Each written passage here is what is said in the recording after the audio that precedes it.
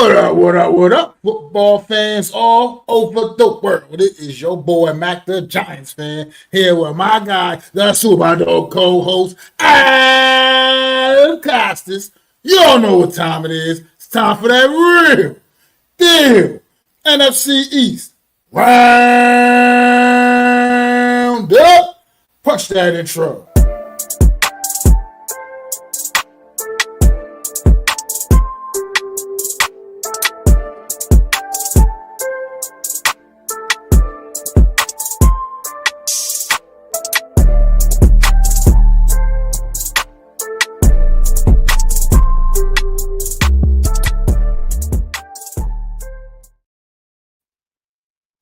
Good evening, everybody. Welcome to another edition of the Real Deal NFC East Roundup. I am Mac the Giants fan here with my guy, the Super Bowl co-host, Adam Costas. Man, how you doing today, Adam? I'm doing fantastic. But obviously we have a game we have to talk about that wasn't too fantastic. Sure do. Real quick, before we get underway, what's going on? No Mets, no Nets, no Jets. City had the Giants beating the Chargers. That actually happened. And he had them losing to the Saints, and that also happened. We'll be talking about that in a few. Prove it. What's going on? What's up, Daniel? Thanks for popping in as always, too, bro. We always appreciate it, man. Oh boy. Before we get to, obviously, the Giants, we going to get, I don't know, you want to come on? We talk about the Giants, Lou? We'll bring you on when we talk about the Giants. And I don't know if you want to talk about everybody else. We usually say the Giants for last. I'll send you a link in a little bit, though, all right? Got you. But let's talk about this Cowboys, man. This Cowboys and the Commanders, man. I mean, Cowboys and the Commanders. The Cowboys and the Jets game. Start off with that. Since that was the most lopsided affair out of the NFC's games this past week, man. Jets. New York MetLife Stadium right now, just not getting much good football from their two teams there. But right now, I don't know what to say. Dallas Cowboys actually went in there and just absolutely dismantled the New York Jets. Your thoughts on this game, Adam? Well, it was a laugher for most of the game. Obviously, the Jets made it competitive at the end, but I expected them to beat the Jets Cowboys. They've been putting up points per game. A lot of them, and they put up 30 again this game. Dak looked pretty good. The Cowboys' offense looked pretty good. And, again, the Jets can't get out of their own way. They have no defense, which is clear. Even though they brought in the defensive head coach, it's a little surprising in that regard. Justin Fields, is not the greatest quarterback, but he does make things happen with his legs. But, again, not enough offense for them to overcome that. And most of it was already when the game was basically out of reach. As you watch the score of this game, it wasn't close by any means. Don't let that score fool you. They let off the Cowboys, who also don't have a great defense, let off the gas a little bit, as you know, because they probably could have scored more. They just scored 40 against a Packer team. So coming into this game against the walking wounded that is the New York Jets, I expected a big performance, and they gave one. Gets them back in the race. They're technically in the win-loss column are 500. Obviously, they have a tie. But this win brings them back into the forefront, and it keeps their season alive. If they had lost to the Jets, an 0-3 football team, we'd probably look at the Cowboys a little differently. I know they're not a powerhouse, but they're trying to find their way as they go through this. I guess you could call it a rebuild. Offensively, they're stacked. I mean, their offensive line is great. Dak. We talk about everybody else in the MVP. I know Zion and Mac and I have a group chat, and we said, Baker Mayfield. Maybe we should throw Dak Prescott's name in the ring. Because we always talk about Mayfield and we talk about Herbert, but we never give the props to the Dallas Cowboys signal caller. And he's done nothing but have a good season and kept his team in games, and they've scored, 30 points? In most of the shit, a game -1 against the Chicago Bears. So, and of course the Eagles, but they've scored 40 twice and now 30 in 5 games. It's a lot of points. And so he should have his hat in the ring for offensive, at least MVP, if not comeback player of the year, which he probably will be because he was injured last year. he has been holding this thing together, man. I can't deny what you're saying there with Dak Prescott. Like I said, I think people just had the conception with Dak Prescott is the big moments, man, and what they do and what he does in the big moments, and it always seems to never seems to get his best football in those situations. I think that's really what it's always going to be that stigma holding over Dak Prescott. I understand exactly what you're saying. I mean, he's been definitely the glue holding that team together thus far. And for what it's worth, man, with the results this past week, the Cowboys are still very much right in the mix, man. I mean, they're right in the mix right now in the NFC East. Obviously, it's early in the season, a lot of football to be played, but I just think this team, it just still, even though, like you said, the Jets, what they did late in that game was like, the game was already a wrap anyway. Don't let the final score fool you, but somehow it's like you wanted to see the Cowboys just go ahead and just completely just which they did. They did annihilate the Jets. Let's face it, they did annihilate them. But at the end of the day, you wanted to see the Cowboys kind of their defense really, really just finish that football game and bring it home in a Well, sense, more so a little more aggression, just to kind of let put the league a little bit more on notice and let them know that the Cowboys ain't really going nowhere. so if you look at this like this, right? I look at things in momentum. They came off a Packer game. They went 5 quarters. Okay, they had 416 yards of total offense. They had 180 yards rushing, which is insane to think about, right? So we should be giving what's his face credit, Williams, Javonte Williams, who I called out at the beginning of the preseason, told you he'd be a dog. He was a dog in this game. 16 carries, 135 yards, 8.4 yards carry. I mean, the guy's getting it done for this Cowboy team. I understand what you're saying in terms of you want the defense to come through, but let's be honest, the defense have not been great, and they're still trying to find their way about themselves by benching players. They benched Diggs at one point. They're getting they have a new system that they're trying to adjust to, and new players. Not trying to make excuses for them, even though it sounds like that, but I don't know what else you want them to do. They gave up 22 points to a lowly Jet team. They scored 37. They beat that team by 15, two touchdowns. That's a pretty significant, beatdown of a team, right? And they had 4 touchdowns by Dak Prescott alone. He threw 4 no interceptions. I mean, the Cowboys did what the Cowboys needed to do. The Jets, like I said, they scored 3 points in the third quarter, and all their points came roughly in the fourth quarter. 16 points came in the fourth quarter alone. So, yes, while you're right about that, that's basically garbage time to me when you're basically up, at this point in the third quarter, you're up 30 to basically 3, and the fourth quarter, you could just put on cruise control, right? So they scored 1 touchdown to basically salt it away, but I can't complain too much about what they did. You know what I mean? I understand what you're saying by the defense. You're right. It's at the end of the day, I'm just kind of it's like you nitpick. You got to find a little thing. I just find little things here and there. Just nitpicking at this point. The rushing game. At the end of the game, that's what I was getting ready to move to. Javonte Williams, to me, is the unsung. I hear what you're saying about that, but he's the unsung hero, I think, this year with the Dallas Cowboy offense. This guy is a guy that came in, was in an open competition with Miles Sanders through the summer and whatnot, whatever. Pretty much he seized that job. He took that job emphatically, has taken over that job. And I think he's been putting together a tremendous season so far in this first month of the season, man. Javonte Williams, I think, has been the unsung hero. Another big performance this week, probably his best game of the season thus far as least yardage wise. Anyway, 135 yards on the ground.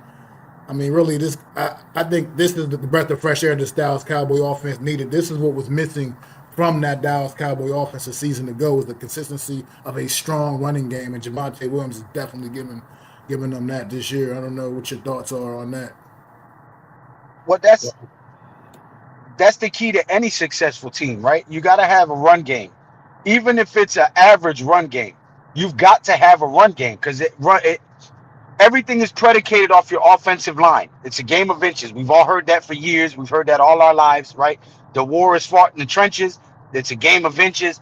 And the guys that can move the other guys back usually are going to win, right? So that has been the problem with the New York Giants. I know we're talking about the Dallas right now, but your offensive line has to create a push, and you have to have a running back that has vision and patience. And so far, this rookie, this guy is holding it down. 180 yards rushing is ridiculous, bro. If you get 100, you can't tell me that you're going to get 180 yards rushing and expect to lose the game, right? Usually, when somebody reads out a stat that hey they had 180 yards on the ground, it's probably feasible that they're going to win that game, right? More likely than not.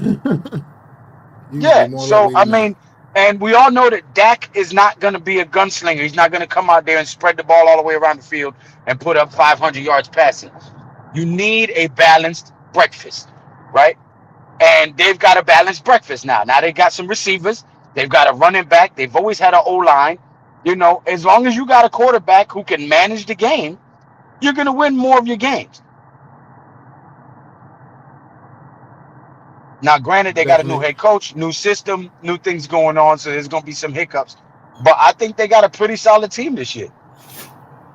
Well, I think Brian Schottenheimer is running the team better than Mike McCarthy. Absolutely. Absolutely. As you can see, there is a difference, not necessarily in the offensive performance, but at least Eberflus is trying to implement his defense. And as you saw him going forward, they weren't afraid to bench Diggs. You know, they are getting Deron Bland back.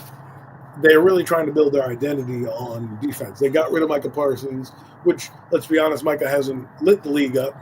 Being in Green Bay, he's made his impact felt here and there, but it's not the same as what we're seeing. So it's not. They were going to be a bad defense with Micah. They're a bad defense without Micah. They weren't good defense last year when he was there, so we can't say they were going to be a good defense with him there. They did acquire some picks, so offensively they're stacked. I think they need to sign George Pickens today. And by the way, if you don't know, now you know. I was on the George Pickens boat. Instead, I got backlash because we had a Smurf being drafted in the second round instead of the guy that should have been drafted because the Giants wanted choir boys, and God forbid George Pickens, who got into a little trouble at Georgia, wasn't clean enough for the New York Giants. Meanwhile, CeeDee Lamb goes down. Guess what? The Cowboys still scoring 30 points because they have another number one receiver. Meanwhile, a team in New York, they can't score any points when their number one receiver goes down. Maybe we should have reconsidered that. The Cowboys need to sign him tomorrow because if you think about it going forward, they have a solid offense in their prime. I'd sign both him and Williams to a contract. Williams has had a rebirth since Denver. He was good in Denver, blew out his knee. Last year wasn't good. You know what they say about knee injuries. Takes a full year to kind of, get around. Yeah. So this is his year coming back, fully healthy, in a system that features a huge offensive line that fits right into what he does well, running downhill, running guys over. That's what this is about. Thank you, Nomets. Review that tape. But yeah, I mean, what it was, this is the one-sided affair, man. This game was never really even ever competitive at all. I really don't have any more thoughts or conversation for this game. If you had any final thoughts, we can move on to the next one, man. None from me. Well, all right, let's well, go to I know Philly, I'm just man. a guest. I'm not the co-host, so I don't got nothing else to say neither. Let's go to Philly, man. We'll go to Philly then. Let's talk about the Eagles and the Broncos. This game came down to a fantastic finish. The Eagles, man, came out, jumped on top of the Broncos early in this one, and the Broncos never quit. They kept fighting, and they got it done in the end, man. Adam, what's your thoughts on this Eagles and Broncos game? The Broncos handing Philly their first L of the season. Well, the Broncos have always been a good team and a formidable foe. They lost on last-second field goals with stupid penalties and things like that. It was a matter of time for them to catch up to the Eagles. But the Eagles got out to an early lead, right? They were basically in cruise control for most of the game, and then things happen. You don't convert on third downs. Defense steps up. You get sack pressures. Things happen. Next thing you know, you're staring down the gun barrel and you're looking at it the other way like, damn, how do we lose this game? And to be honest, the Eagles shouldn't have lost this game. You can argue about the penalties that they had that weren't called. The one on Goddard down at the goal line, that clearly was a pass interference. But, you're the defending champs. Sometimes you're going to win some calls. Sometimes you're not. I think they're struggling with their offensive line in terms of run blocking. I think they can pass the ball. I think that's what they need to figure out right now. Am I worried or alarmed by them? No. You played a Denver team who basically season was on the line. Okay, they had a chance. If you look at Denver, they understood the stakes. The Chargers just lost the game. Kansas City's not the same anymore. The Indianapolis, excuse me, the Raiders are absolute dog shit, right? He got Daniel Jones on the mind. They had, Just messing with you. yeah. Well, he's having a good season. Good for him. Well done, Daniel. You sucked here. Let's move on. No X's. Yeah, he damn sure did. But the Denver Broncos looking at it like this. They had a chance to get back in the race, and that's what they did. Their defense is underrated. I don't think we give their defense enough credit. Bo Nix, whether you like him or not, does just enough when the money downs matter to make it right. He may look ugly throughout the game, but game's on the line, he needs to make a few plays. He does it. And they are a team that now, for if you look at it, has a chance to win the West. With them being 3-2, the Chargers being 3-2, Kansas City at 2-3, and obviously the lowly Raiders can't get out of their own goddamn way. They have a chance to win the division. So it was a big game for them. It was a statement win for them. They needed to beat a big team like this. Remember, they played Buffalo in the playoffs last year, and it didn't. They got dog walked up in Buffalo. So for them to beat the defending Super Bowl champion, we'll see if they can propel themselves going forward. As for the Eagles, again, they have a good defense. The defense gave them only 18 points. You give up 18 points, you should win a game. Their offense kind of struggled at the end of it, like they have throughout the season. They were in it with the last play, right? They still had about a minute to go. They still were able to drive downfield with their kicker. They could have kicked the field goal if they needed to. Obviously, they burned their timeouts early, but they still were able to get in position to get down there. Imagine if they get that pass interference call. Then maybe they kick the field goal and they win the game, right? Or they score the touchdown on the push or whatever with Barkley. Who knows at that point what would have happened? But just like all their games this year, it goes down to the wire. And some you win some, you lose some. I don't think it really hurts the Eagles. You're watching their media and everyone's like, "Oh my God, the Eagles!" Please, every team they've played has been good.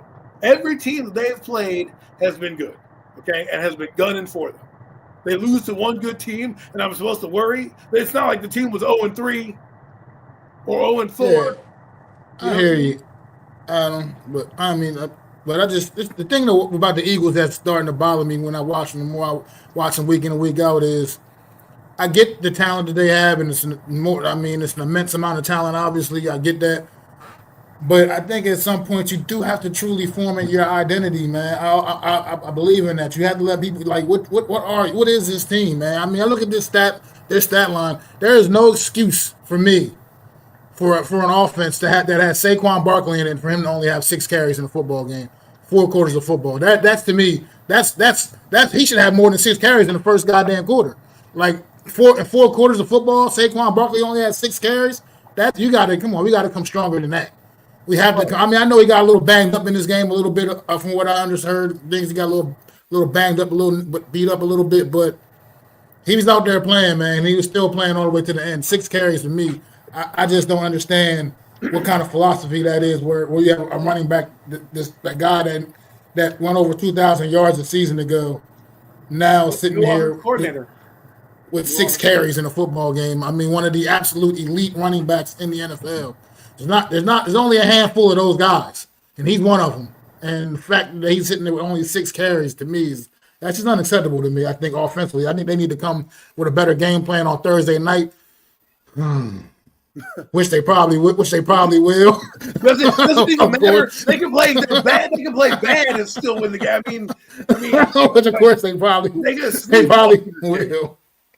But that was even. I didn't even mean to walk myself into that one. But yeah, I just think that's just not really unacceptable. I just think that's one of the things that jump on the page of me in this football game is the Eagles. Like, you need to control the clock a little bit better. You got to use that bell cow. Saquon Barkley is a bell cow, and you need to use him a little bit more and be more effective with his touches, man. And so he can be more effective with his touches, man. Like you said, there's no reason for panic mode with a team like this. They don't have to go into panic mode yet, by no means, man. This is, like I said, to me, they're still. I would still put them as the best team in football, even after this. Even though it was a tough day at the office, I still think when it comes down, you just look down that roster, man. It's just just too talented, man. Like you said, they're gonna have days like this where it just didn't all come together. Like you said, it's not like the Broncos, some kind of slouches, man. Bo Nix, once again, like you said, it might not always be the prettiest, but this guy wins. This is what he does, and this is a guy, as you know, this is a guy I wanted last season, a season ago, and when that great class of quarterbacks came out. I was on Team Bo Nix.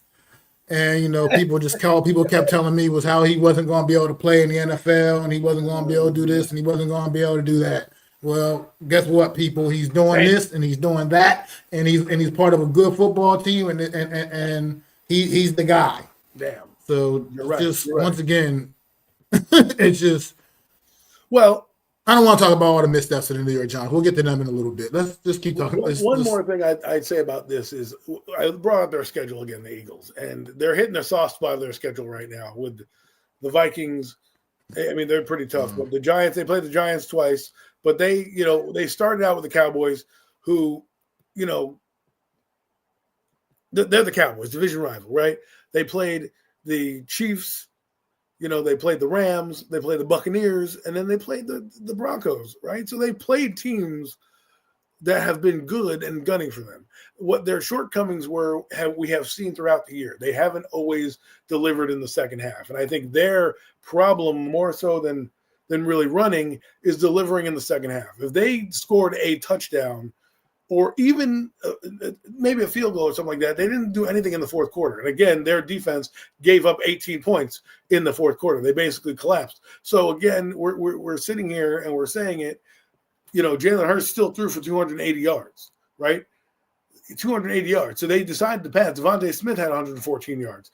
When you have that many yards and not that many turnovers, you should be able to win the game. But of course, what happens is third down efficiency is what killed the Eagles. That means there were 2 of 11. It means you're punting a lot more. They also had less plays than the team, and they also gave up 6 sacks to that team, right? And they had 7 punts. So when you have this with a culmination of, not having the ball as long because they didn't run the football, this is where your game plan is. And Mac, in the fourth quarter when you're up, that is when you should be giving it to your bell cow back. That's what you paid him for. And I think maybe this game will awaken them. I don't want to give them excuses for what they're doing. I do believe the new offensive coordinator, when we talk about philosophy, is getting a little too cute. And I think Nick Sirianni needs to get in his ear and be like, look, man, we paid Devontae Smith. We pay, this guy. Let's give him the ball. And I know A.J. Brown might still be unhappy, but he did get some targets. And we'll watch how that story unfolds going forward. And I do believe the offense could have had more points. They did miss a couple deep throws. Him and A.J. Brown were not on the same page. Had they hit that throw, there could be some differences in the game. So while we're complaining about them now, it's a bounce here, a bounce there, a penalty here, a penalty there, and they're back in the games as we speak, right? You can't always rely on those penalties. You can't always rely on those big shots. But if you would break down the game in a microcosm, if they hit AJ, if it's in Butts or Kennedy, that's every day but Christmas. But let's play that if game right now. They hit AJ Brown for a touchdown. Now we're talking about 24-21. They win the game. And you were talking about how they almost lost it, but they still somehow found a way to win, right? If they get the penalty down there, maybe they get another chance at a closer touchdown. And we're talking about them stealing the victory out of the jaws of defeat, and they never should have been in that position. So I'm not in panic mode. I know Philadelphia is, because that's what they do. But to me, I don't really see them letting off the gas much in the next 3 weeks. I mean, they have the Giants, they have a 10-day layoff, then they go to Minnesota, and they have the Giants again. I mean, what are we talking about? What, 2-1 in that stretch at worst? I see them going. So they have some chances after this game after this Giant game coming up on Thursday night to try to tighten up some stuff. And the Eagles have been known to do that. When they get to the bye week, they tighten some stuff up, and away they go, like they did remember the game against Tampa Bay last year? They had a bye week. Everyone's talking about, oh, my God, they can't do anything. They came back after their long layoff and figure out what the problem was. So if they can get over this hump on Thursday, which I do believe they will, and we'll get into it a little bit more, I think they'll fix some of those problems with their mini bye going into the game against the Vikings. I mean, I think like right now, like I said, it's just no need for no time for panic mode for the Eagles right now. This is too good a football team. Just see how the trend continues going forward. I just would like to see this team kind of assert themselves a little. I don't know. I should say assert on the offensively a little bit more because I just feel like with all that talent, I mean, it seems like this team still, even though they're still for the most part winning games, other than Sundays, the mishap on Sunday.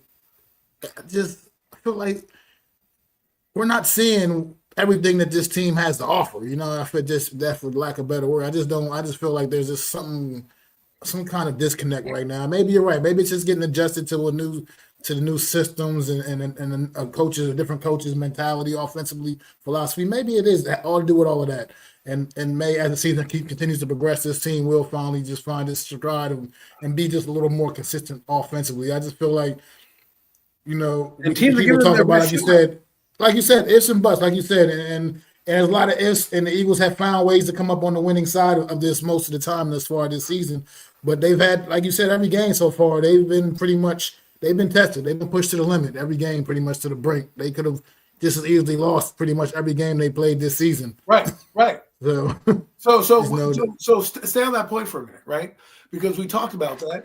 Every game this year they had a chance to lose, and they found a way to win. This is the one game where they did not hit the big play. They did not get the penalty. They did not get the timely play that was needed for them to ice the game, right? There's no blocked field goal in this game, right? They had 2 blocked field goals against Tampa Bay. Remember, they blew out Tampa Bay that game too. They did the same thing against Denver that they did against Tampa Bay. They just took their foot off the gas again in the fourth quarter and decided to go on cruise control, because when you're going into the fourth quarter and you have a 17-3 lead, 2 scores, you don't think that you're going to give up the 2 scores with the way their defense is playing. Well, they did. They gave up the 18 points. And somehow at the end of the game, again, like we said, they had a chance with the ball in their hand to throw a Hail Mary. And obviously their time management wasn't good. And like I said before, if they get through this Giant game, right, I do believe with the time to reflect, Nick Sirianni does a good job of getting the team reacclimated. I think their defense is playing pretty good, sans some things. They gave up 6 sacks to this Denver team, right? So their offensive line gave up some sacks. Somehow he still throws for 280 yards and 2 touchdowns, right? Even though he's being sacked 6 times. So they're going to shore that up as well. Their offensive line is banged up. Philosophy is a bit banged up. That yet again, they still win games and find ways to win games. Now, if they do drop this game on Thursday, then I would have some concern with what's going on, because these are the games I think they sleepwalk through. A team that's wounded coming in on Thursday night, going into their building, looking at the standings, because you have to look at the standings. They are now not the top team in the NFC. I would give that crown right now, after what my eyes see, to the Detroit Lions. Detroit has come in, and ever since they lost to Green Bay, have been dominating their opponents one by one by one by one. And it's going to be a good game to see what the Eagles stack up in a few weeks against them. But I want to really see this Viking game, because if we think that they beat the Giants, and I pretty think we're on the same page here, they're probably going to get the W. I want to see how they get to the Viking game, because that game is a team who knows where the Vikings will be, whether they'll be 500 or better than that. They did win their game against the Browns last week, so they're 2-3. I don't know who they play right now, but if they win their next game and they go in 3-3, and the Eagles are 5-1, at worst 4-2, you don't want to be 4-2 in that game, because you lose it, you're 4-3, and now you're really fighting to the middle of the pack. So I do believe the next 2 games are crucial. 1, to see how they make the adjustments going forward, and 2, to see where they're going to land in the race. Because again, I do see it there. Like you said, Mac, I see it there. I think it's going to take a little time to mesh and make adjustments. And I want to see how they come out against the Vikings after the 10-day layoff. Well, it'll be interesting to see, man. Yeah, interesting to see. We'll find out see what the Eagles do. And what's going on to you, Bookends? Sorry I meant to holler at you a little earlier, man. But thanks for popping in as always, man. And you're right. The Eagles did start off slow last season too, man. And we saw how that year ended for them. So, like I said, no need for panic in Philly right now with a team that talented and what they have, everything they got going on. But I just would like to just wait to see them become a little more consistent and look, a little more ready for the long run, man. But we'll see. Washington Commanders, man. Washington Commanders went out to the West Coast and took care of business once again out there on the West Coast against the LA Chargers, man. Another tough day for Justin Herbert and the Los Angeles Chargers. And what's your thoughts on this one, Adam? Well, I was surprised that the Chargers lost this game, and the Commanders looked pretty strong. And the Commanders needed this game; they really did. I think at 2-3, you were looking at the Commanders differently. And guess what? Guess who was back this game? Guess who was back this game? Jaden Daniels. JD5, absolutely. He makes the difference on that team, on just how they play, on how they do things, right? And I do agree with No Mets. The Chargers are on fraud watch again. They come out the gate strong. I don't want to give them any excuses, but they did have a banged up offensive line. Okay, against the Giants pass rush, I get it. The Giants pass rush feasted.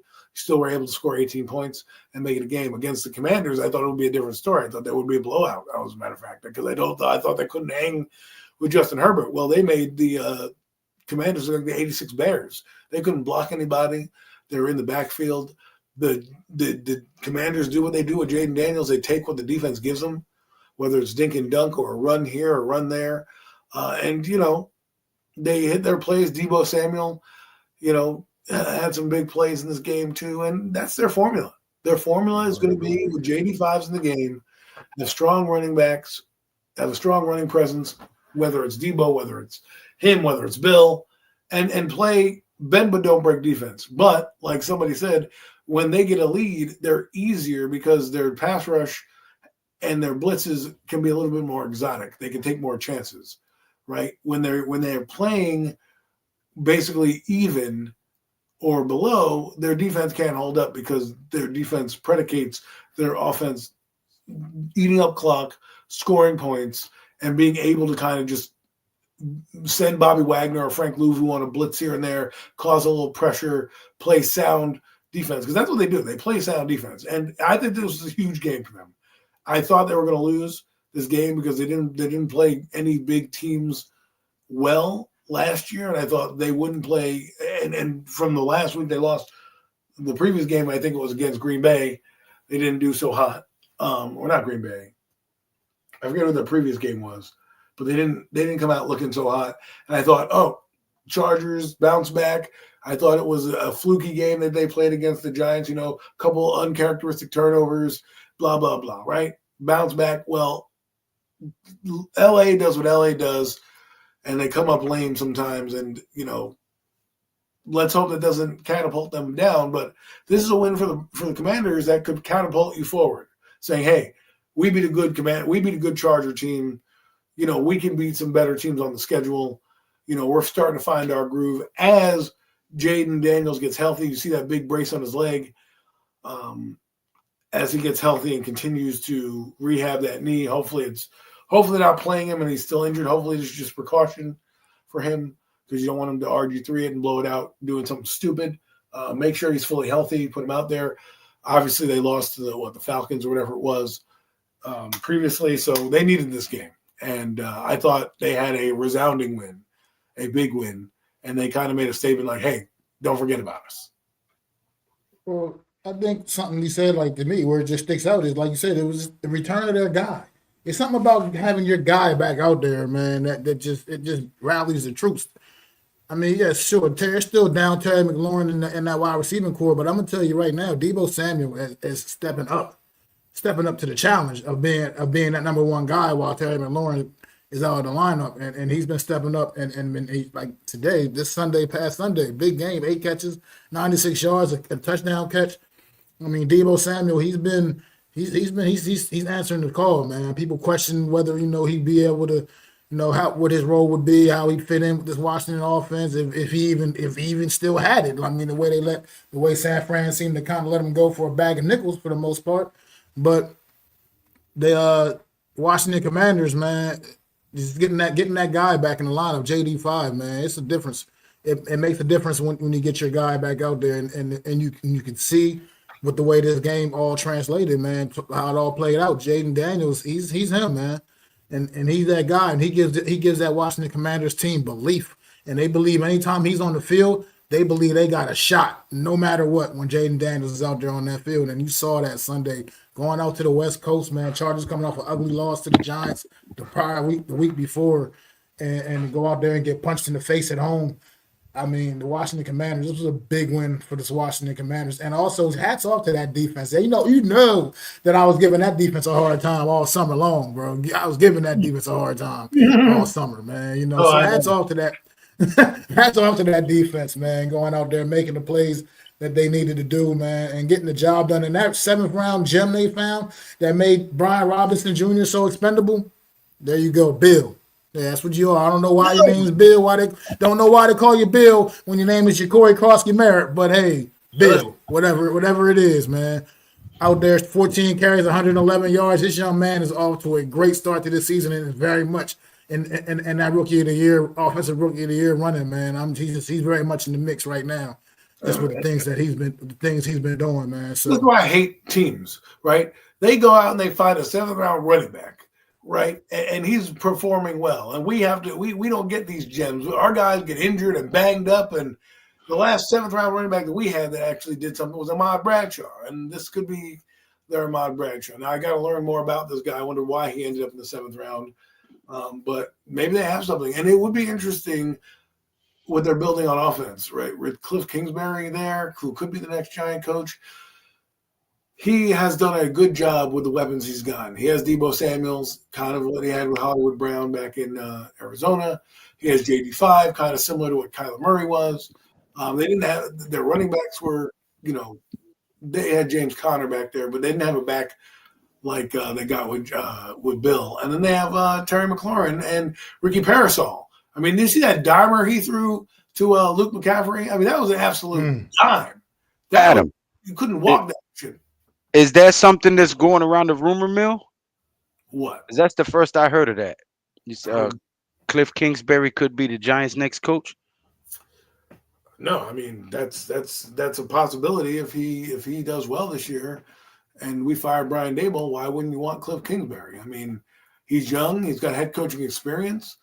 No, I was just asking because that's the first I heard of it. And it's not an official. No, it's not. That ain't been. That's just stuff that That's just right now. As Giant fans, we talk about everything. See happen. Okay, yeah, we did because we have all we have is hope for whatever. So at least we're all in agreement that Dable needs to go. Well, I mean, when we get to the Giant segment, I can share a few nuggets from Pat Leonard this morning when I was listening while working, and basically, what's going on with this team. But to finish up with the Commanders, is you can see what happens when you have a solid offense. Right, their offensive line is playing better than it is. They're investing in it with Laremy Tunsil. They're not great defensively, but when you have a solid offense that can produce and is a threat to score in every drive, it changes the strategy of the game. Right, you got to do things differently on defense. We're afraid of the big play, and mind you, they're doing this without Terry McLaurin. Right, and their offensive line coach is Bobby Johnson, correct? The guy that we ran out of town. Yeah. Yep. So, yeah, the guy that we said sucked. Everybody hated. So it goes to show you how their offense wants to run, and it's just hats off to Kingsbury, who I'm eyeing as a head coaching candidate, who probably will get one if they go deep in the playoffs this year, and they score a lot of points. This is where it needs to be, and to have Dan Quinn there to help right this ship is good. When you have a good coach in place, he outcoached Jim Harbaugh, right? We talk about how good Harbaugh is and what he's going to do for that team. But if you look at the two teams, Commanders have less and are doing more, right? They don't have as much talent on both sides of the football, and yet they're still in every game, competing in every game, winning games, and they do it in many different ways. And even though their defense is probably their weakness, they do enough defensively that if their offense does stuff and they get turnovers, they know they're going to score. They know they have a decent kicker, a solid quarterback, and that's a different mentality when you go out there. So, again, big game for the Commanders. They get themselves back in the race, and let's see what they can do with this. It's all about the next week, how you can build on the next week.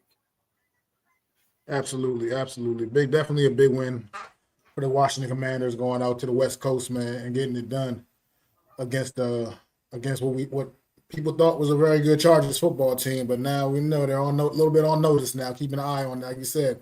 Perhaps this team is truly on fraud alert, man. Maybe they came out fast those first few weeks, and now it's back to reality with that football team. But we'll see as season continues to progress. But definitely, obviously, was a big boost getting Jaden Daniels back in the lineup for the Commanders, man. And we'll see how things can turn around for their season the rest of the way, man. NFC East right now at the top is pretty muddied up right now. Eagles, Commanders, Cowboys are all right now just kind of all pretty much a game apart from each other for the most part. So we'll see. We'll see what happens, man. Any last thoughts on the Commanders before we get to the of the program? Just that they need to just keep this up, right? Whatever the formula is, and we know what it is JD5, keep them healthy, and they have a shot. And that's got to be their formula. And if they need to start winning big games, because their schedule is just as bad as the rest of the NFC East. They play Denver, they play Kansas City, they play a lot of these other teams that we also have played. So, big win like this, let's see what they can do. Let's see where it propels them. Absolutely. And now let's get to the Bayou. Let's go down to the Bayou, New Orleans.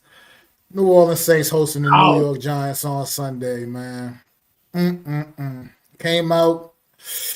Giants came out, looked like they had a plan. They had a plan that was going to work. It looked like it came out the gates, first couple of drives, looking like a real NFL team out there on the field.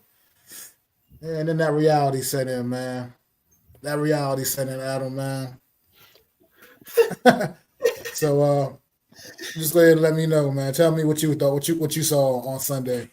So this football let team. me tell the story. Let me preface this for everybody. I hope you got your popcorn because it's going to be good, right? So I'm here. We have a birthday for my son. Birthday is 11-1. So cleaning up, and I'm on my phone, of course, bad internet, and I see Jackson Dart touchdown. I'm like, man, we're cooking. Get in the car. They score again. Boom. Get at home. Sit down. We're at 14-3. I'm like, damn, man. Like I need to be out more often. And then that's when the shit hit the fan. I watched, New Orleans struggle offensively the first drive or two, and then they scored a field goal. And then they had another drive, and I'm like, I thought the Giants this was after the Giants scored. They go back down. I'm like, well, if Saints somehow figure out a way to score here, they might be in the game. So they do. They get a field goal. I'm like, okay, typical shit. Then, we have the second quarter happen. And the Giants, again, are up 14-6. And I'm like, wow, this can't possibly be, this can't possibly be a one-score game, right? Giants are cooking. Jackson Dart, Darius Slayton, the ball is dropped. Typical Slayton. I don't want to hear about that guy. Mac, don't talk to me about Darius Slayton anymore. Please don't. Please don't. I am not talking about that guy being good. You guys can. Do whatever you want. I'm done with Darius Slayton. He drops too many fucking footballs. So the Giants get to punt the ball. I'm like, this spot, and they had a good punt inside the 13-yard line. Who'd expect it? You're like, this could be easy. Then what? They say set hike. They look back. I'm like, wow, Spencer Rattler's got a lot of time. Well, he's going to go deep. He ain't going to hit this. And then in stride, there goes Rashid Shaheed by Tyler Newman. And I'm, what the fuck is going on? And from that point on, the game was a mess. They got the ball back again. Fumble by fucking Darius Slayton. Fuck you, Darius Slayton. The Saints go back down and kick a field goal after missing a field goal and giving you a short field, kicking a field goal up 16-14, going to the halftime. This team was 0-4. They couldn't score a damn point against anybody. They were 0-10 with Spencer Rattler as their quarterback, and now they're up 16-14 after you dominated the game. Then you come out in the second half and don't do fucking shit. You let the Saints march up and down the field, drive after drive, field goal after fucking field goal. And what do? You get Jackson Dart. He fumbles. I can't blame him. He's trying to make a play. Ball slips out of your hand. He's a rookie, right? Throws a fucking pass. Bo Collins, maybe if you fucking moved and did something, you would have caught the fucking ball. Instead, you're standing there looking at it. Kool-Aid McKinney, who's done nothing in a year, finally comes out now won Defensive Player of the Week when he did shit the entire season against the Giants. Guess what? He's winning fucking awards. So now, here we go. Cam Scatterboo gets the ball knocked out, and it's returned for a touchdown. I'm looking at myself, and I'm looking at the score, and it's 26-14, and I'm like, the Giants have no fucking chance of coming back in this game. Not one. And then I find out the stat, they turned the ball over 5 fucking times in one game. 5 fucking drives ended in a turnover. You know who did that? You know what other fucking team was so fucking bereft of talent and stupidity that did that? It was the New York fucking Jets 9 years ago. That was 5 consecutive drives, by the way. Right. 5 consecutive drives. The only fucking team to do that in the last decade was the New York fucking Jets. Okay, I heard you mention a few turnovers. Who was the other turnovers by? Jackson Dart had 2 turnovers, and then fucking you had Darius Slayton who dropped the ball, right? You had Cam Scatterboo who fucking fumbled, okay? And you had the fucking Jackson Dart had 3 turnovers. He had the 2 interceptions and the 1 fumble. Right, so you had the 1 from Slayton, the 1 from Scatterboo, and the 3 turnovers coming from Dart. Now look, Dart threw a late interception in the end of the game. Basically, everyone took it to like a punt. So you can't blame him for that one. If you think he's a rookie, it's going to happen. And nobody's scapegoating him. I'm just saying the coach making a decision to put him in this early when he should be sitting and learning because we're not winning nothing this year. Listen. You can't go back and forth. You can't love him against the Chargers and then hate him against the Saints. No, I said he shouldn't play this year at all. I like the kid. I'm backing him. But you should let him learn. Otherwise, we're going to do the same thing to him that we did to Daniel Jones. That was what I said 3 weeks ago. I'm not worried about it. You start the kid. He's better than what they got in the field. If you want to really argue, Jameis Winston probably should have been the starter of all the quarterbacks. But that's beside the point. I agree with you 100% on that. You're going to ride with the kid regardless. I'm not worried about him. I'm not worried about sitting. Some people want him to start this game. Everybody wants the soft landing spot. Get him the experience. I'll tell you right now, he's already got more moxie than Daniel Jones. I'm not worried about it. He's better. He's got better skill sets already happening. I'm not worried about him on the field. You don't want how they're going to fuck Jackson Dart is by not getting a new coach in here for him. He's already got talent. I'm not worried about him. He'll survive whatever happens through this rubble. He can handle that. There's some things we got to talk about that he might need to work on in terms of the big stage, but I mean, he's a rookie. They all got a learning curve, but the coach is my biggest concern. This coach is ruining this team. But go ahead. I'm sorry. I'm not. Yes, the problem I have with this team is one, the vaunted defense that everyone was telling about got no fucking sacks against a guy who went 0-10. No fucking sacks. They had 1 hit on the quarterback. Tyler Newman, no adjustments. If he stinks, then he shouldn't be playing single high safety. That should be for Von Holland. You know what the Saints did? They did their fucking homework, and they're like, look, the 3 guys that come on the field on defense, we're going to attack. Deontay Banks, Andrew Phillips, and fucking Tyler Newman. You get 1 guy on those guys, you're probably scoring a fucking touchdown. Guess what? Andrew Phillips had a fucking pass interference call. Deontay Banks gave up a fucking couple fucking plays, and Tyler Newman, again, had a bad angle. Those are the 3 guys that are liabilities on defense. Fucking do something. Coaching-wise, we don't do anything. There's no fire. There's no fight. This is the problem. Brian Dable's got to go because there's got to be some accountability, okay? You made stupid roster moves, you and Joe Shane. Take Joe Shane with you because he's a piece of shit too. You made dumb roster moves where you don't bring up a receiver. How are you going to bring up 4 tight ends? You just lost your receiver against the Chargers, and you bring up 4 tight ends and don't even bother to use the motherfucker. And are you in 12 personnel? No. You're running 3 fucking wideouts with Slayton, Hyatt, fucking Bo Collins, and Darius Slayton. You're running 5 wideouts, yet you bring up 4 tight ends, and you use 2. Are you kidding me right now? What kind of strategy is that? You couldn't bring up little Jordan Humphreys to help the guy out. You couldn't do any of that shit. He's a moron, bro. Him and Joe Shane, like you just said. Joe Shane got rid of a lot of talented players, didn't get nothing in return for him, okay? You see them doing better elsewhere because the coaching staff we have here can't coach or develop the talent. And both of them need to go. And the point here that I want to make is that this team has poor coaching all around because you can't tell me that I've been watching football for fucking 30 years, okay? And I could see a guy like Jalen Hyatt. John Ross has more touchdowns than Jalen Hyatt. And that guy was a one-trick fucking pony. You're telling me you can't get this guy on the end around? Wan'Dale Robinson, who fucking sucks, and I told you he does, is a fourth receiver. You can't give that guy a fucking end around, a little jump off, a little screen. Where's the fucking creativity in this offense? No, you know what you do? You drop back and hope Cam Scatterboo can run over somebody, or your quarterback can get you fucking double the yard through the air and running, because you have no other fucking playmaker and you have no way to strategize, because you didn't think in the offseason when I banged the table in this very fucking podcast and I said, Mac, what happens if fucking Malik Neighbors goes down? And people were like, no, don't worry about it. It's okay, blah, blah, blah, blah, blah, blah. And it wasn't.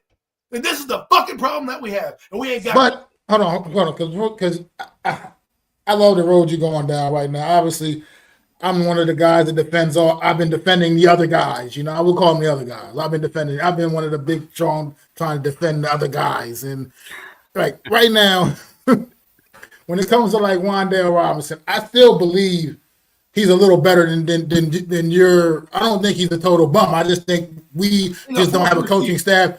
I think we have a coaching staff that has no idea how to use a guy like him properly. I mean, a guy like him, you need to find a way to scheme him open into open space. You can't.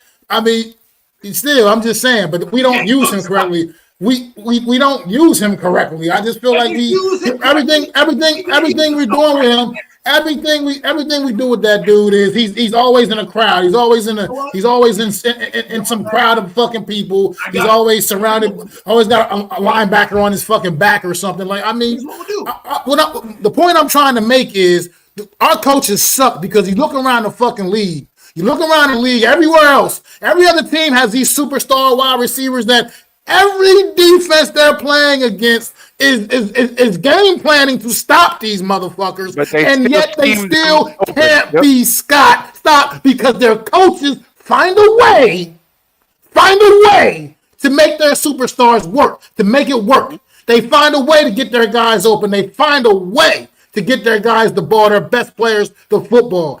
This coaching staff does not. Incapable. It does not do that. Even Malik Neighbors, when he's out there, he has to work his ass off for everything he gets. We haven't seen like just that clean, just wide open Malik Neighbors and go for it. We haven't seen that, truthfully. He's just an uber talented guy that can just make things happen no matter what cards are dealt his way. Sure, we don't have any other guys remotely like that, but I'm just saying, I think our coaches right now are the biggest kick in the ass to this football team right now. That's what's holding this team. It's just completely holding this team back, because they seem to be clueless week in and week out. They get out coached every week. How do you, as a defensive coach, you go out there week one, you're sacking Jaden Daniels, go out there week two, you're sacking Dak Prescott, you go out there week three, you're sacking Patrick Mahomes, you go out there week four, you're sacking Justin Herbert, and all kinds of whatnot, but then week five, you can't even put a finger on Spencer Rattler.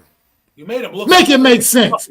That's absolutely just ridiculous to me. It is the coaches all the way top to bottom, from Brian, the head coach, down to every other whatever positional coordinator, whatever the fuck's going on with this team. This coaching staff absolutely sucks. They adjust to nothing. They adjust to nothing in the game. Where if it's not working, they still just keep trying to do it anyway. Even if it's not working, they still, we're going to keep doing it anyway, even though they're stopping it every time. We'll go out there and try it again. No. That's not what the good coaches do. That's not what the great ones do, man. This is like, why does Spencer Rattler get his first win at our expense? Because that's what we are now. We're the joke. He called us out and said, our defense is lame. They don't do nothing in the back end. And guess what, Jane Bone? He was fucking right. You let that guy who's been in the league for fucking 10 games call you out and perform. As for Wan'Dale Robinson, hey, listen, man, I'll go on the Amazon cart right now and get him some fucking platform shoes so he can be a little fucking taller, so that maybe you can see him on the field and maybe he can catch a fucking pass. Because that guy to me is useless regardless of if it's coaching. A lot of this doesn't make sense to me, because when we sit there and we watch, we tell me how talented this team is. The defense didn't step up. They needed to step up. They needed a turnover. We got no turnovers. We got no fucking turnovers. They marched down the field They missed 2 field goals. Otherwise, the score is probably even worse than it is. Well, look, no Mets. With all due respect, man. Look, I don't care about how many times he's been sacked this season. He also hasn't played against Brian Burns, Dexter Lawrence, Abdul Carter, Kayvon Thibodeau. He hasn't played against that this season yet either, until he did on Sunday. So to me, I just know. To me, I don't. That's horseshit. Spencer Rattler is ass cheeks. We made him look like he was some kind of all-pro quarterback on Sunday, just flinging the ball all over the place against his defense. Not acceptable. I don't care. I don't care what he's been doing all season. Anybody? What's going on, Mitch? In the chat too, by the way. I didn't notice you pop in there, man. Well, But that goes back to the coaching. We got talented guys on the team. You can't tell me that all 53 of these guys are trash because they made it through college to the NFL. The coaches can't put these guys in positions to win or get the best out of their skill set. We've seen it. We've seen it time and time again. Brian Dable, Mike Kafka, Joe Shane's drafting. They suck. They suck. The experiment should have been kiboshed at least a year ago, at the very least a year ago. The fact that we're still running with these guys just because he got his quarterback is ridiculous to me. Well, no. Because he had 4 seasons to try to right this ship. And we have gotten worse and worse and worse each season. It's not like we're making progress. We're regressing under this regime. And the problem is something that was mentioned to me not mentioned, but it was talked about with Pat Leonard. So this morning I got the privilege of being in a space with Pat Leonard, and he was going over some little nuggets about the Giants. And he was delivering some insightful news about many different things. We'll talk specifically. We'll talk about the coaching. He believes that Brian Dable is in save your job mode because these two were in lockstep at one point, and then there was friction, and now you can tell that he knows that he's probably a dead man walking. Right? There's many in the building. There also is too many cooks in the kitchen. Apparently, there's personnel issues coming from the top that they don't want to see Dart, that some guys want to see Dart, that this person needs to be played, that person needs to be played. So when you have all that and you're the head coach, I'm not giving any excuses to Brian Dable, it's hard to, navigate like that. And I'm hoping that if this season ends badly, we don't give he needs to be with his quarterback, and we clean house.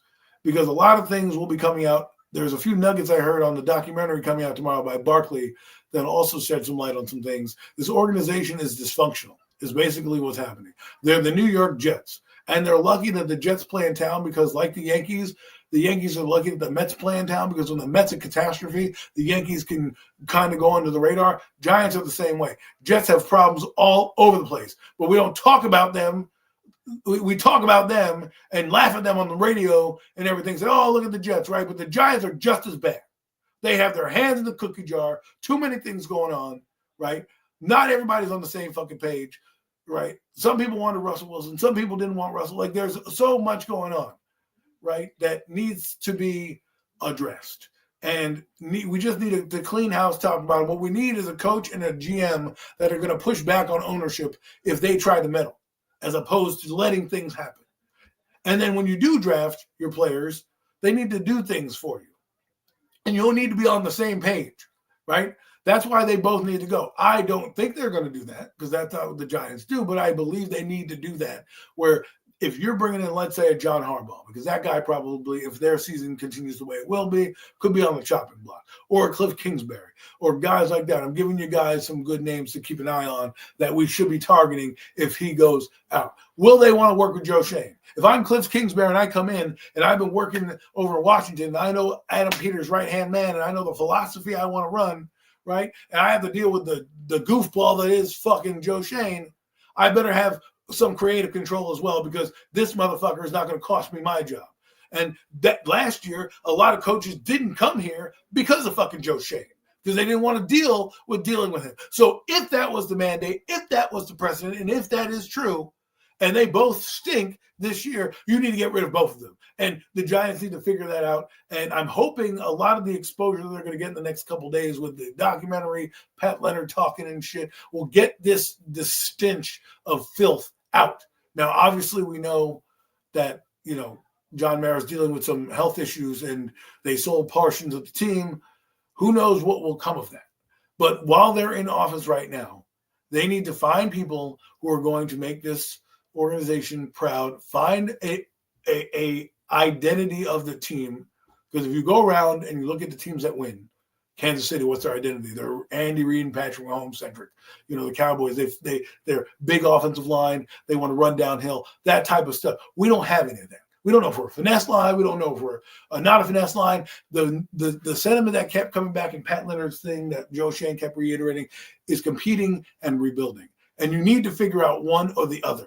Because if you do that, and competing and rebuilding, it's like building a house and having that room in your house that has a roof on it, but no furniture or walls. It's just the framing of the house. And every year you go, you put a little piece in there, but you never quite finish that addition because you're constantly fixing other things in the house. What you need to do is just tear it down and start from the studs and say, our quarterback is here in Jackson Dart. We're going to give him a chance. We're going to build this offensive line. We're going to draft these players. We're going to invest in the receiving core, right? And make good play and get good coaches and guys that can scout. I would get rid of the entire scouting staff because we blame Joe Schoen, but a lot of his constituents are the ones on there giving him these ideas.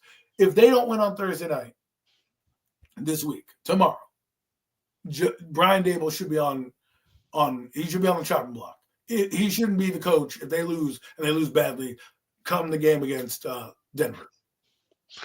I agree with you that he should be gone already. My question is, if you fire him tomorrow, who's his replacement? Who cares? Let Matt Kappa just be the interim head coach for all I care at that point. So Matt, you're a manager at a job, right? You have an assistant manager. You get fired. Who's the next guy in line? The assistant manager. Okay, so if you made Mike Kafka the assistant head coach and you fired the head coach, well, then you let Mike Kafka run with the show and you said, here, this is your audition. See what you can fucking do. The team plays better under you, you'll get an interview. Probably won't get hired, let's be real, because you're part of the problem, but at least you'll get interviewed. And, hey, he's Spanish, so to go for the Rooney Rule, so they'll check 2 boxes with 1 stone with this guy, right? So that's what you'll do. But you have to have the gravitas to fire the guy. Wait, you said he's what? He fits in the Rooney Rule. Go look it up. Mike Kafka. No. Why? Because he's Hispanic. He's Hispanic. Where? I don't know where. I guess enough of them is. Kafka is not a Spanish name, and the last time I checked, babies are made from testicles in semen. He could have been adopted or something. He could have been adopted for all we know. Listen, I'm not going to make the rules. This is what happens. Yeah, right? He could have been adopted. That happens. Ain't nothing Hispanic about that man at all. Listen, you can take that up with Mike Kafka, but I'm just saying. All I know is that that's what he does, and you give him. If he's the assistant head coach, you gave him that title for a reason. Don't be fired. Don't be afraid. How many teams have assistant head coaches? Not many. Some do, but not many. So fire him. See what he's got. See how he can motivate the team. See if he changes the offense, knowing that it's fully him. But if you fire a defensive coordinator, what's that going to do? Look, at the end of the let's say what's up going on in the chat, man. I want to say what up to my guy David Burns. How's everything going in Texas, man? Thanks for stopping in. Always on Facebook, man. Like you said, sorry to say, every player every player that's playing for someone else is doing well, including Daniel Jones. The only factor that's the same is the coach. Time for a change. That's what we've been talking about, David. Absolutely, man. 100% agree. It's just ridiculous at this point, man. I mean, this whole thing has to go, man. This thing, you know it was bad coming in anyway. Like I said, you come in as you get hired as the GM, Joe Schoen, then you hire your buddy as the head coach, man. Like you kind of already knew that was a recipe for disaster. And as we see, it's blowing up right in our face. We all got blinded by that first season a little bit. That first year was successful to, well, okay, not you, successful to an extent. Go to the postseason, win a postseason game. Yeah, then that's when the wheels fell completely off after that, man. But no Met series, like you said, the GM forcing Banks to play and have playing time. I mean, I don't really know. I don't know why or how he would have influence on that, but that's ridiculous if that's the case. But ownership should have pushed back on the GM. It's a lot of things we should have done wrong. Bookend says, let's stay away from any Billy B and Nick Saban spawns. I definitely with that. Support that. More importantly, this team has been very undisciplined. Penalties, missed tackles, and bad angles, etc. Let's talk about it. Let's talk about it right there, man. Bookends, because you just hit the head on the nail, man. That's once again a reflection of the coaching staff. These are things, these undisciplined stuff here, these penalties. That's on the coaches, man. That's on the coaches. That's when that's the coaches. They need to stop that. They need to get this team in check, have this team mentally prepared on Sunday, and they're just not. They're going out there leading the league in penalty yards. That's not a good look. That's not a good thing to be leading the league in, New York Giants. We lead the league in all the wrong categories, it seems like. And this is just crazy. Another 95 yards worth of penalty yards again in this game. How you gonna win football games doing stupid stuff like that, man? And like you said, I think the tackling was actually a little bit better in this game as far as the actual tackling itself. That honestly was a little better in this game from what I was looking as far as just that. But the bad angles, once again, Tyler Nubin, oh my God, man, what is with this guy and taking an angle at anybody? Week.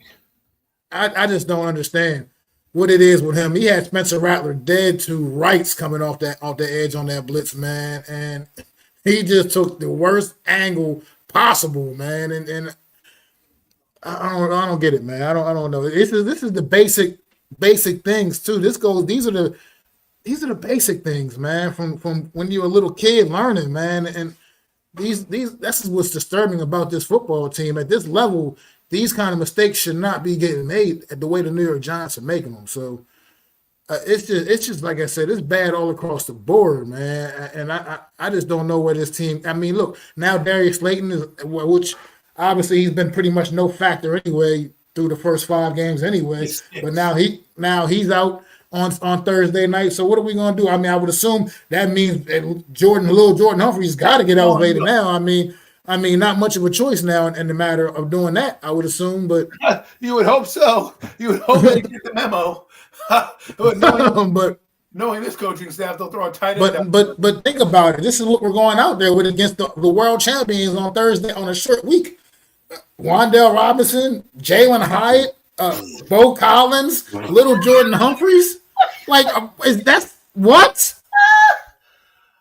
What? What are we doing with that? I mean, 2 of those guys don't even have a catch on the season yet.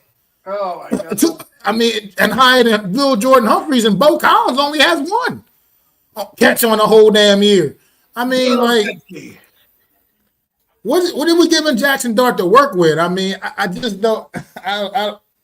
It's gonna look. I don't know what they expect on Thursday night out there, but it's gonna get ugly, man. I think I can see it getting ugly really, really fast because I just don't. I don't know. I can't. When I think about what I just said, I can't even take that seriously.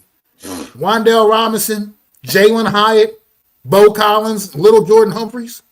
I can't take that seriously. Oh well, we got. I guess Gunner might get some offensive snaps on Thursday night.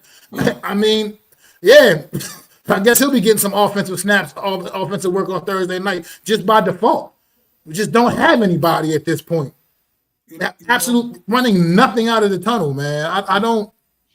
The question you have to ask yourself is, where are the explosive plays coming from? Because when you don't have a guy that can catch in Darius Slayton, you have a guy who lacks confidence or doesn't seem to get open in Jalen Hyatt, and Wan'Dale Robinson, who had 1 good game against the Cowboys all year. Where is the threat coming from? If I'm the Eagle defense, which is who they're playing, and I'm looking, or any defense, not just the Eagles, and I'm looking at this Giant team, especially right now, depending on how long Slayton is out, I'm just going to stack the box, stop the run, and see what you can do with competent corners. And we play some tough defense. We play the Eagles twice, we play Denver, and we play the 49ers and a few other teams coming up out the gate. So if we don't have a viable threat that teams are going to believe in, the kid is going to have to make plays, and that's what they're going to try to rely on is the magic of JD6 trying to save this guy's season. And I want to say this about Jackson Dart before we move on to our game predictions or our last final thoughts. We can't blame this season and what's going to happen on him. I know a lot of people are already, getting mad about him throwing 2 interceptions or this, that, and the other thing. This is a learning process for him. We wasn't gonna win this season anyway. You can't put that on him. Well, but you know how people are. They don't care. They care about their agenda and being right and not. I feel like, every other week it's, well, look what Daniel's doing. Who gives a shit? We have a new kid here. Let's go follow what he's going to do and not worry about what other outside entities are not on our team anymore do. We got to focus on this kid, watch the games, see if he develops in the things he needs to develop in. Obviously, what Pat Leonard said, a few little nuggets about Dart was, it said he needs to work on his passing, but that'll come in time. I think, obviously you have to get better at this. Only experience will happen. And the one thing I will say about him is he needs to kind of get out of his own head. Heard he was lying down on the floor after he threw an interception, which is not, you don't always want to see, but that's not something you want to keep portraying. But that's also coaching as well, letting these behaviors go. Another thing about Tay Banks, and another thing they talk about coaching, Pat Leonard asked for Tay Banks. They asked for him after the media session to confront him on why he didn't block for somebody on, I forget what play it was. I think it was a kick return or something like that. And he snuck out the back without answering or taking accountability for that. So that's the culture that's been set by the two at the top. And that's basically it I have for the Giants and the Nuggets that I have. I'm on to week 6. What's going on, Simple Man, in the chat, man? Thanks for stopping in, bro. See your Commanders out there doing the thing, man. Yeah. Bookends. Odell Beckham going to be taking a 6-week suspension for his PED violation a season ago. So even if he wanted to try to bring him in, he couldn't get him till week 12 anyway. Turnover, says. I thought he got 6 games, which would put him in line after week 6 to be signed, if that's how it's going. No, I think he just accepted the suspension. I think he just accepted it or something. It was some weird shit I just saw on he said Terrell Owens might still be better than these guys. Well, he probably is. What's going on, Alex, man? Thanks for stopping in, bro. Appreciate it. Everything's going well with you, man. Too, right? Always good to see you, brother. Protish. Always a pleasure, Alex.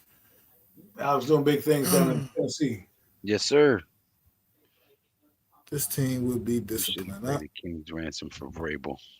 Yeah, probably should have. I mean, at this point, this team needs to figure out something. He wasn't coming here, bro. He wasn't coming here to work for this clown show. Because what it is right now is it's just a joke, man. I just can't believe I'm seeing today. Like I said, we are. When I was growing up, what we are right now is what the Cleveland Browns and the Detroit Lions what were when I was growing up. We're those teams now. We're those guys. It's getting it's you can't even defend this football team. Like when you're sitting out with your homies talking shit, you can't even defend the New York Giants right now because they are just that fucking terrible. I was just talking shit to a Dallas Cowboy fan, and they said, "Oh, the Giants can't talk that much." And shit, the only thing I could say was, "Y'all ain't won in 30 years." But apart from that, we following the same trend. Well, look at this. Only 2 teams in NFL that have 100+ losses over the last 10 seasons are the New York Jets with 107 and the New York Giants with 100. Okay, so great football you giving the city. So this is what we're talking about in terms of what we're dealing with. And again, Tom Coughlin, when he left that building, he sucked all the life out the building when he got fired. Yep. Because he got blamed for something that wasn't his fault and shouldn't have been blamed. And they got suckered in by the Philadelphia Eagles, who said who were pretending that they liked McAdoo and ended up signing Doug Peterson. And we signed fucking McAdoo. And we've replaced the legend, and we have not been the same since that man left the building. Okay, the Coughlin curse. And right now, we need some stability. That's why I keep telling you, Harbaugh, if he gets fired, Kingsbury, if he gets fired. But knowing the Giants are going to take Mr. Pillsbury Doughboy himself, Mike McCarthy, because they're going to be like, oh, he fits all the fucking narratives we want. A Super Bowl, he's a winning coach. Do I mind Mike McCarthy? No, but that's what the Giants are going to do when it comes to safe coaches. and things like that.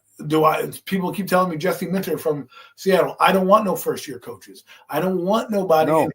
that I got to read that has to learn the position. I want a proven fucking coach and a proven GM. I've been screaming that shit for years.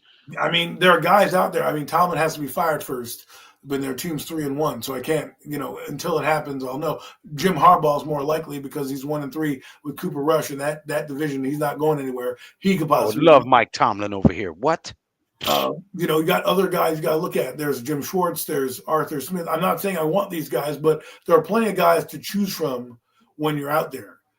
If you want a young up-and-coming guy who's still going to be here long-term, because you're like, we want a guy to be here long-term with our quarterback, look, Cliff Kingsbury. He does exactly what you need. He knows how to use mobile quarterbacks, okay? He understands how to build an offense. He's already been a head coach that's been with a crappy franchise. He made Arizona relevant, okay? And if he came to New York and you gave him the same acumen you gave there, and you don't have to let him work with a GM that's goofy like Joe Shane, at least you have to pick a quarterback this year, like the dumb shit that Joe Shane does, and you give an actual GM he wants and let them come in together as a pair like the 49ers. You know what? People need to go back and watch what the 49ers did. The 49ers were a fucking joke until they brought in John Lynch and Kyle Shanahan together, and they gave him 6 years to fix the shit. And they let them do whatever the fuck they needed to do. And look, the 49ers are relevant 10 years later. That guy came in 2015, 2016, and he's still on the fucking 49ers now together. And they build perennial winners. You may not like Mac Jones. You may not like Brock Purdy, but those fucking quarterbacks win for them. And every year they're talking about winning teams, and they're winning with injuries. Right now they're one of the top teams in the division, right? Only teams like Seattle who have a coach that have talent, you bring in a young coach like they have. But the Giants, we did McAdoo for no experience. We went to Pat Shermer, who had experience, but he failed. Then we went to Joe Judge, and now we're at fucking Brian Dable. And it's funny because I was talking to a Jet fan, and they go all defense, and he was like, but you guys go all offense. Maybe we should switch philosophies. Maybe the Jets should go offensive coach, and the Giants should go defensive coach, and maybe they'll fucking figure this shit out. Because right now, I don't want to see anybody who's a first time or any of this. Get me a guy. I don't care if you want to keep Joe Shane and you want to lose. No, I don't want to keep him. He needs to just kick his ass out the door too. They need to leave together. Because if you kept 3 and 14 together, then they should be able to go out the door together. I don't care about like Jackson Dart. To me, I already know he's going to be pretty good. He looks like he's got some goods. I'm gonna keep him to the side. If I have a 3 and 14 season and I bring in a new coach and they want to fucking draft a quarterback, that's on them. I can't say to them, no, you can't do it. You need to let them have autonomy of the roster. If they come in next year, whoever the coach is, because I do believe someone's being fired. Whoever that coach is, you got to give them autonomy of the roster and say, you know what, if you don't like Jackson, that's fine. Let's trade him and do it. I don't think that will happen. I think Jackson will show enough that the next coaching staff will come in and be like, I can mark my stamp on him because he does have some cool tendencies. He's got cool arm angles. He's got some of the things you look for in a quarterback. You just got to get the coaching around him. But let's move on. Got to get some players around him, coaches around him, everything. But yeah, we definitely got to move on. Get to the previews. Let's start where we're at right now. New York Giants hosting the Philadelphia Eagles tomorrow night. Yes, Simple, I hear you in the chat, man.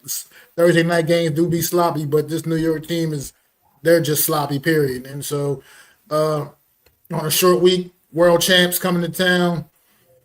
History against the Eagles isn't good, regardless of how. Even when we were a competent football team, we still struggled with the Philadelphia Eagles. I see nothing changing here at all, man. I'm not gonna sit here with a straight face, look at y'all in this camera, and tell y'all that the Giants is gonna beat the Eagles tomorrow. I just can't say that with a straight face. Anything's possible, I guess. Anything can happen, but I ain't no way in the world I'm putting my stamp on that. I can't say that. I just at the base of what I know, what I've seen, and ain't no way we got a chance against the world champs tomorrow night on a short week. I just can't see it. Based on what I told you, we running out at wide receiver tomorrow night. 2 of these fuckers don't even have a catch on the year. They don't even have a catch on the season. And that's what we're running out at wide receiver tomorrow. You know what I mean? So just based off of that alone, Jackson Dart, I think, is going to go out there, going to play with us. And one thing I'm sorry I didn't say about Jackson Dart previously, too, is the way this young man took accountability. He took accountability for the L against New Orleans. He didn't Didn't pass have the to buck. take. Yeah. He had to take the weight on all the weight, but he took accountability, man. That's what you want to see out of your young leader, man. But back to this, I still don't think it's going to be enough. I think they're going to stack the box against Cam Scatterboo because we don't have a wide receiver that they are concerned about in the least. So I think it's going to be a tough treading for the rookies on tomorrow night. I think the Eagles are going to bust our ass, to be quite frank. I just don't see it any other way. Well, Lou, I'll let you have the floor for a few minutes. What are your thoughts? Me? Yeah. Not bloody likely. I don't think we stand a chance tomorrow, man. I'm at the point where I don't even really want to watch the games. It's too painful. It's like I know at the end of it, it's going to be another one in the loss column. So, I'm excited. I'm excited to see these young guys get on the field and, show what they can do. But until we have a coach that we can trust, you're basically just running these guys out there and risking getting them hurt because winning is not a possibility at this point. We're just going out there to get hurt and sweat. Well, yeah. Bookend, you don't believe that shit. You don't believe that, Bookends. I mean, that's why he has a smiling face crying because it's definitely not going to happen. But for me, if the Giants had won this game, I would say, you know what, maybe they have a chance because the Eagles lost. You're getting them vulnerable, short week, blah, blah, blah. We lost to an 0-4 football team, 0-3 football team, 0-4, whatever the fucking number is. I don't even know.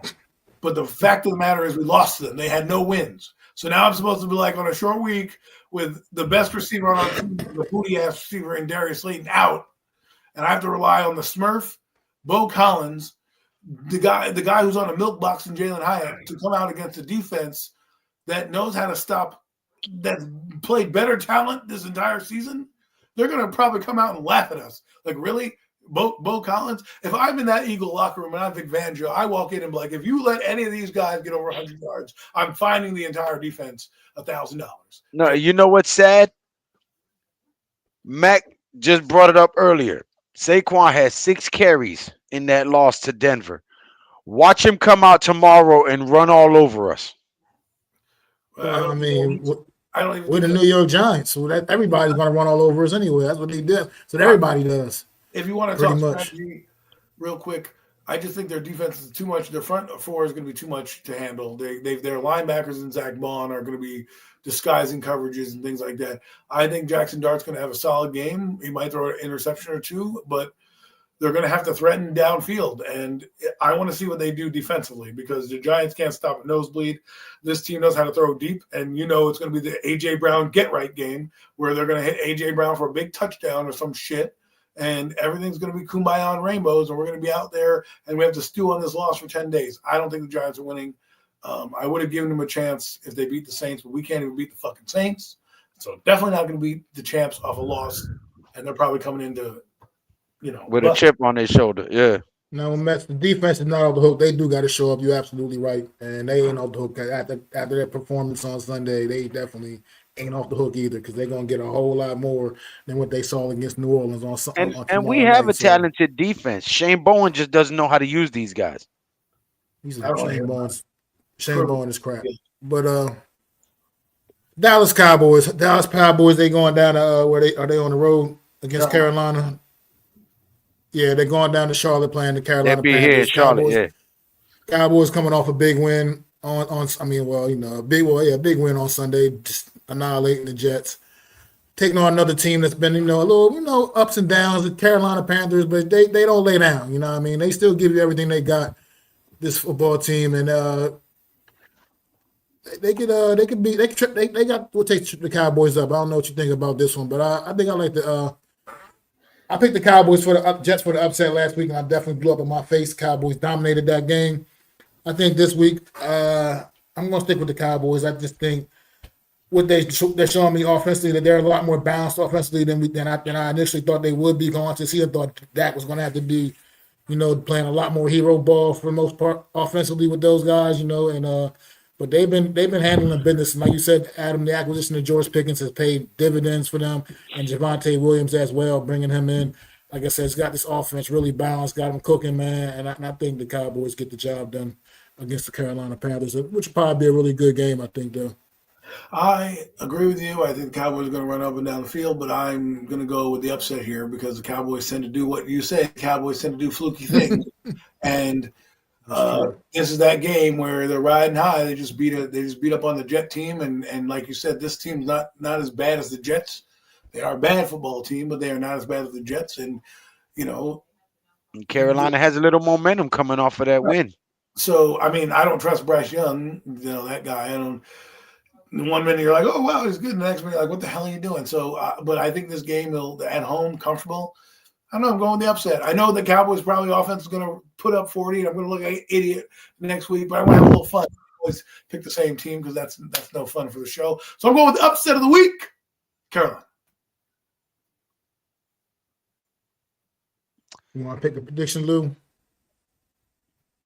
This is a toss-up game for me. I think Carolina's riding high on the momentum, able to come back and pull off that victory. Uh, Maybe Dallas might overlook them and come in a little too confident and possibly lose to the Panthers. At least that's what I'm hoping. We can't be the only ones losing in our damn division. Shit. So you're picking Carolina? Well, bookends, man. You talking about bet your bones, apples, oranges, man? To me, they both ass, and neither one of them have no redeemable qualities for me as a defensive I bet coordinator. you're not in the league anymore. And both of them have worms. So, Both be on the unemployment yeah. line very soon. And then we got one more. The Eagles. I mean, we got one more to talk about here.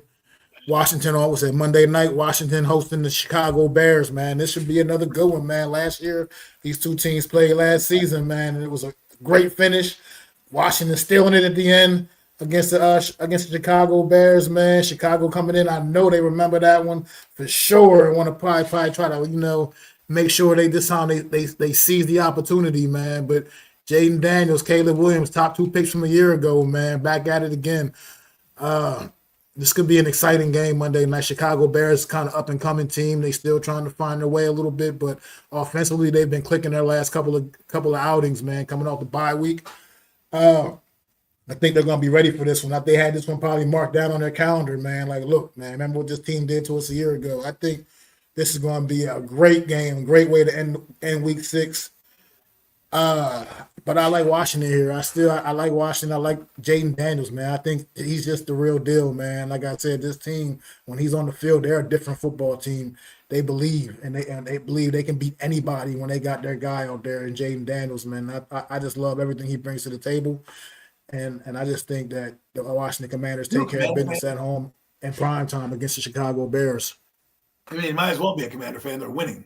I mean, the Giants don't do any winning, so I wouldn't be surprised. I wouldn't be mad at you if you decided to go watch JD5. But my thing is this: I think this game is going to be interesting because last year propelled the teams in two different directions after this game.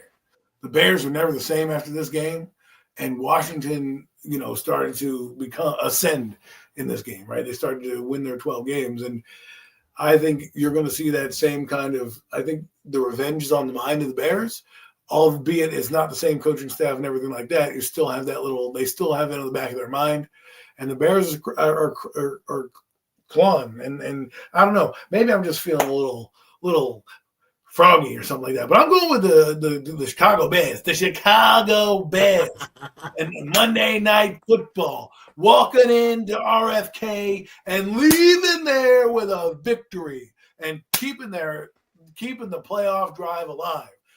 Because I think if they come in here and they can win this game, because I think this is their albatross, right? Remember, Ben Johnson didn't want to go there, had to have restrictions, was on the plane, turned around, the game last year with Caleb Williams, and now you got Caleb Williams, Jaden Daniels. This game should be, they play 9 games a year, that offsetting schedule. If they add games to the schedule, this one should be on every year. We should get Jaden Daniels against Caleb Williams for as long as they're in the league together, because I think we need to start building those type of rivalries. And I think you're going to see Caleb Williams walk out, evening the score, 1-1, as the Chicago Bears win on Monday night. Take that to the bank. All right. You want to take a prediction, Lou, or are you good with this one, Washington, Chicago, Monday night? I don't know. I think that could be a close one, man. That kind of go either way. Like he said, they've got a rival. and it's one that we look forward to watching. Now, Yeah, now hopefully Caleb Williams can turn things around over there in Chicago. They've been bad for quite some time. We all remember Jay Cutler and uh, so Mm. the Super Bowl, Rex Grossman. How terrible is that? God, the original RG3. Oh my Oh God. shit. More like -3. Yeah, Rex Grossman the third. He was a gross man. That was his name was fitting as quarterback. Oh boy, Rex Grossman. Well, So, with that being said, who are you predicting? Bears? Mm, I don't know. I kind of believe in Jaden Daniels a little bit more than I do in Caleb Williams. I'm gonna go with Washington. All right. So Lou is in Washington. Max is in Washington. And I'm the only one on the island. I'm the only one taking the Bears. I'm going with the Bears. You're going to be wrong, Mac. You're going to be wrong. I feel it. see, I mean, they are coming off their bye week. You know what I mean? Like I said, and I know they had this one circled for sure after the game last season. His nails done. He is ready to go. The way the game ended last season, I know they had this one circled, but still, I just think Jaden Daniels is something really, really special about that kid, man. So he Just got his something nails magical about done. him. He ready to go. Hey, Adam, you stupid. Well, full word for you on that one. Jaden Daniels got some magic, though, man. He really is fun to watch. And unfortunately, he's in our fucking division, and we have to watch him the next decade or so. He's also on my fantasy team, and that's another thing I love about Jaden Daniels. He is on my fantasy No team, wonder and there's so much love he from his pays play. dividends. All the time. I knew there was an underlying message with Mac. He doesn't just praise guys. He's giving out those vibes for his fantasy team. It comes out. It comes to the surface. But just bookends, this is a great comment too, man. I love because this is something I do love about Camps. That's why I like watching Cam Scatterboo play, man. He's got that old school, just the old school style, the old school mentality, man. You know, just when he go out there, he throws them blocks, man. He be running it, man. It's fun to watch sometimes, man. It's fun. It's really fun to watch. It's enjoyable. He does make it interesting. Yeah, it makes it interesting for me, a guy like me. He takes me back to the old school, just the game that I grew up on. He's that kind of player. And just gotta, he put the ball on the ground for the first time. He's a rookie. Once again, also like Jackson Dart, I'm not gonna crucify the kid for that. But as long as it doesn't turn into a habit. Almost like 10 times last year. Give me a break. Yeah, as long as it doesn't turn into a habit, you know what I mean? It is what it is. I'm still riding this. We're gonna still ride this guy. I think it's safe to say he's RB. He's RB1. he's RB1. I'm so juvenile. No, that was definitely possible. He said, "I'm still gonna ride this guy." Wait a minute. I think it's safe to say that he's RB1. You know what I mean, for this period now. I think him, Tyrone Tracy coming back in. He's more just going to be that. He'll be the change up, compliment to Cam Scatterboo, and Scat he gets better every week. He's been just showing signs of improvement. So man, It's definitely better. Scatterboo and lining, Tracy definitely better than with Singletary's in there. I agree with you. The silver lining with the Giants is that I can take is like you got a couple of young guys offensively that we can really build upon. If we have Malik Neighbors out there, we really can get a better look and see what the future could possibly bring for this offense. Defensively, Abdul Carter being very disruptive still hasn't quite gotten home yet, but he's very disruptive. I mean, we got a few young pieces, man. I just look at the silver lining. That's all we can really do at this point, and hope at some point things change. Darius Alexander is starting to show up, guys. That guy that everybody was, calling him a bust because he got off to the slow start. He's starting to show up a little bit now here, making a little bit of noise. He had it coming off his best game on Sunday by far. He's making some noise out there, actually, if you ever got to pay attention. So, look, at least we do got some young pieces to hopefully build upon and hopefully build this team properly. Andrew Thomas has also been a blessing back on that O-line. Offensive line has played really good football the last couple of weeks overall, and not too much to complain about. So look, I'm just trying to find anything positive to speak of when it comes to this football team. They don't give me a whole lot, but Sure don't. that's about all I got, man. Right now with this, just got to be patient for a little bit longer. I think we do have our quarterback. We got a good, solid, young, tough running back. We got a great wide receiver if we can get him back healthy. Who, by the way, did you heard about his diagnosis when he went in? I guess they found out that it was actually more damage than they first realized. It's not like just a torn ACL. He's got some other shit going on down there in that knee too. It's pretty fucked up, they said. But with Malik Neighbors, man. So the Giants would have a pretty fucked up injury on their fucking turf. So just wish him the best, man, and getting back. I think he hit. I don't know if he had. I think he was supposed to be getting surgery this week. I don't know if he did or not, if he got it yet or not. But another lost season for the New York Giants, y'all. Whether you know it or not, whether you want to come to terms with it or not, I don't want to hear about the mathematics anymore. This season is over for the New York Giants. You notice I didn't start no 11-6 this year at all. I didn't say nothing near it, nothing about it, nowhere close to it. There's a lost season, bro. So I am curious to see if anybody will step up tomorrow night and surprise the hell out of me, but I'm not gonna hold my breath, man. This season is like that Nas album, The Lost Tapes.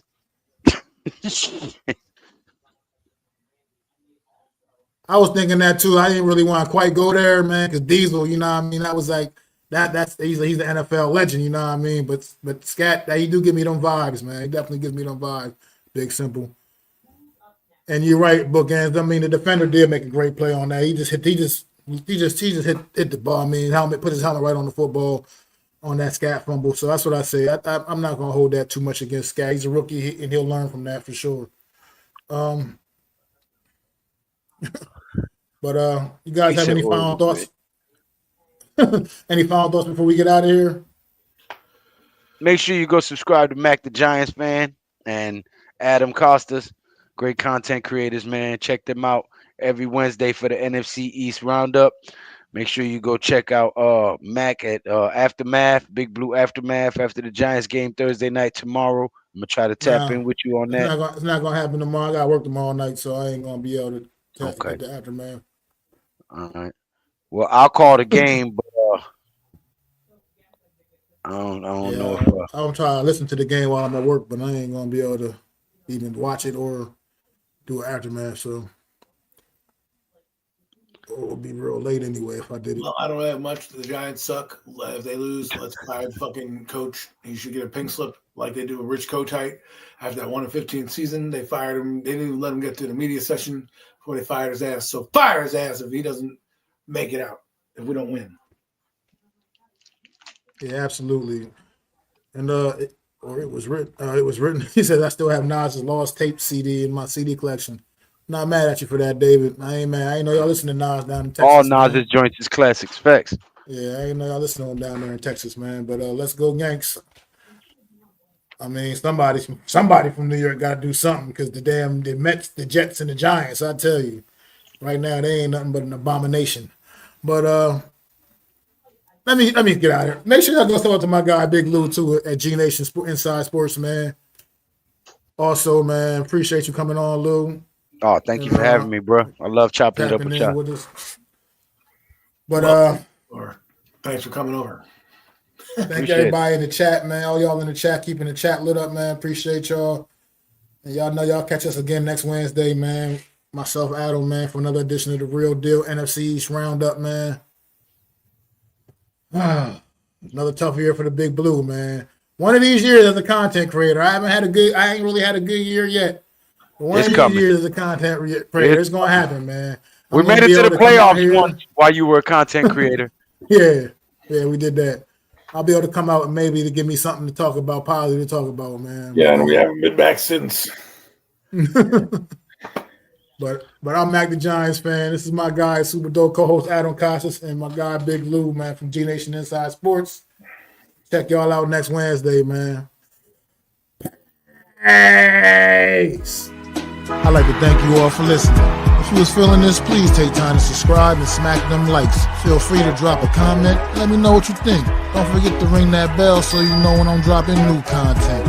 It's your boy, Mac the Giants Fan. You can find me on Twitter, YouTube, and Facebook at Mac the Giants Fan. That's MacDa Giants Fan.